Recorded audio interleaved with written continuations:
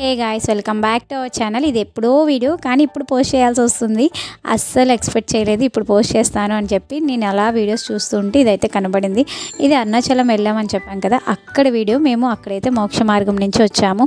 మోక్ష మార్గం అనేది ఇప్పుడు అందరూ యూట్యూబ్లో, ఇన్స్టాగ్రామ్స్లో చూసి అందరికీ తెలుస్తుంది అరుణాచలము అని చెప్పి. మేము మా పెళ్ళికి ముందే, మా చిన్నప్పుడే మేము ఆల్రెడీ వెళ్ళాము. మోక్ష మార్గం నుంచి వెళ్తే ఏదో ఒకటి ఆ పరమేశ్వరుడు మనకి ఖచ్చితంగా తెలియజేస్తాడు అని అంటారు కదా. సో మా లైఫ్లో అయితే చాలా బాగా తెలియజేశాడు. ఇంకా మేము మోసపోకుండా, ఇంకా కిందకి పడిపోకుండా అయితే అక్కడితో ఆపేశాడు భగవంతుడు. సో మేమైతే చాలా హ్యాపీగా ఫీల్ అయ్యాము మోక్ష మార్గం నుంచి వచ్చినాక ఇవన్నీ జరగడం.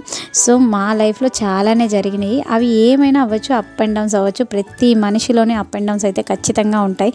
డబ్బు ఉంది, అన్నీ ఉన్నాయి అని చెప్పి గర్వపడినా ఏదో సందర్భంలో, ఏదో ఒక రూపంలో ఖచ్చితంగా మనం అనుభవించాల్సినవన్నీ మనం ఇక్కడ అనుభవించేస్తాము.